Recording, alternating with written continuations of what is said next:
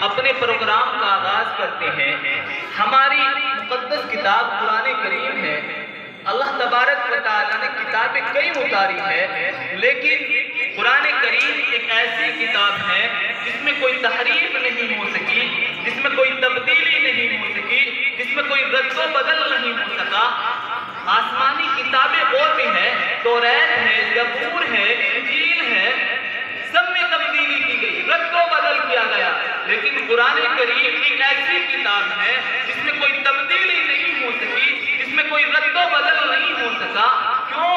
کیونکہ اس کتاب کو اللہ تبارک و تعالیٰ نے خود تکلم کیا ہے، اس کتاب کو اللہ تبارک و تعالیٰ نے خود پڑھا ہے۔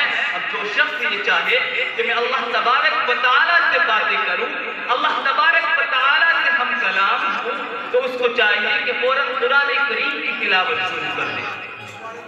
یہ قرآن وہ قرآن ہے جس کو جب اللہ تبارک و تعالیٰ آسمانوں پر اتارنا چاہ رہے تھے، تو آسمان نے اس کے بوجھ کو اٹھانے سے انکار کر دیا، زمین نے اس کے بوجھ کو اٹھانے سے انکار کر دیا، پہاڑوں نے اس قرآن کریم کے بوجھ کو اٹھانے سے انکار کر دیا، لیکن انسان نے اس کے بوجھ کو اٹھا لیا، کیونکہ اللہ تبارک و تعالیٰ نے اس کی حفاظت کا وعدہ خود کیا ہے۔ قرآن کریم میں اللہ تبارک و تعالیٰ کیا خوب انداز میں اس کا نقشہ کھینچتا ہے۔ اِنَّا نَحْنُ نَزَّلْنَا الذِّكْرَ وَإِنَّا لَهُ لَحَافِظُونَ۔ قرآن کریم کو ہم نے ہی اتارا ہے، اس کی حفاظت بھی ہم خود کریں گے۔ قرآن کریم کو اتارا کس کے ہے؟ وہ ذات مقدس ہے، وہ اللہ تبارک و تعالیٰ کی ذات ہے، جس کے ذریعے اتارا گیا۔ وہ ذات بھی مقدس ہے، جو جبرائیل علیہ السلام ہے، جس پر اتارا گیا۔ وہ ذات بھی بڑی مقدس ہے۔ وہ کون سی ذات ہے؟ محمد عربی صلی اللہ علیہ وسلم پر یہ قرآن کریم اتارا گیا ہے۔ 23 سال کی قلیل مدت میں قرآن کریم اللہ کے رسول جناب محمد عربی صلی اللہ علیہ وسلم پر اتارا گیا ہے۔ اس قرآن کریم کو حفظ بھی کرنا آسان ہے، اس کو پڑھنا بھی آسان ہے۔ اب ہر آدمی یہ چاہتا ہے کہ میں قرآن کریم کو پڑھوں۔ یہ قرآن کا قرآن ہے، اس کو 1000 مرتبہ پڑھو گے، ہر بار الگ چاشنی آئے گی، ہر بار الگ مزہ آئے گا۔ قرآن کریم وہ پرانی کتاب ہے۔ دوسری کتاب ایسی ہے، توریت ایسی کتاب ہے، انجیل ایسی کتاب ہے جس کو ایک بار پڑھ لیا پھر اس کو الماری میں رکھ دیا، لیکن قرآن کریم وہ کتاب نہیں، اس کو پڑھنا بھی ثواب ہے، اس کا سننا بھی ثواب ہے، اس کو دیکھنا بھی ثواب ہے۔ اس قرآن کریم کو ایک مرتبہ حضرت مولانا قاسم نانوتوی صاحب سفر حج پر تھے۔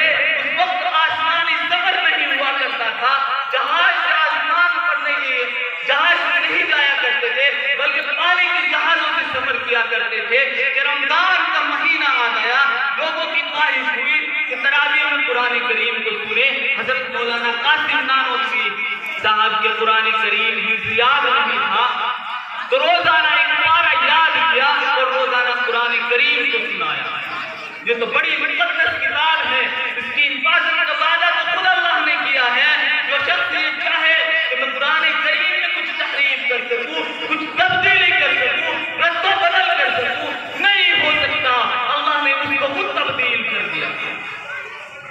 آپ نے ایک نام سنا ہوگا، وسیم رضوی ایک نام ہے، سنا ہوگا۔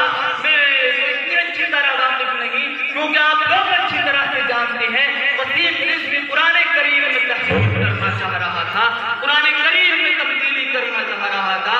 اللہ تبارک و تعالیٰ نے وسیم رضوی کو ہی بدل دیا، تبدیل کر دیا۔ اب میں ان لوگوں سے بڑے ادب کے ساتھ درخواست کر رہا ہوں جو لوگ باہر کھڑے ہوئے ہیں کہ وہ اندر آ جائیں۔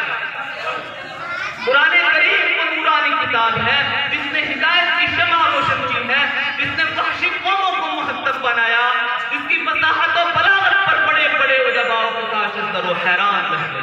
میں اسی قرآن کریم کی تلاوت کے لیے قاری صاحب کو شعر کے ساتھ مدعو کرتا ہوں کہ سدا ایمان کی لوگ کی حفاظت کرتے رہتے ہیں، سدا ایمان کی لوگ کی حفاظت کرتے رہتے ہیں، سپاہی جنگلوں میں بھی عبادت کرتے رہتے ہیں، سدا ایمان کی لوگ کی حفاظت کرتے رہتے ہیں، سپاہی جنگلوں میں بھی عبادت کرتے رہتے کچے گھروں سے آہستہ گزرتی رہتی ہے، ارے ہوا بھی ان کے کچے گھروں سے آہستہ گزرتی رہتی ہے، جو دیے کی روشنی میں تلاوت کرتے رہتے ہیں، جو دیے کی روشنی میں تلاوت کرتے رہتے ہیں۔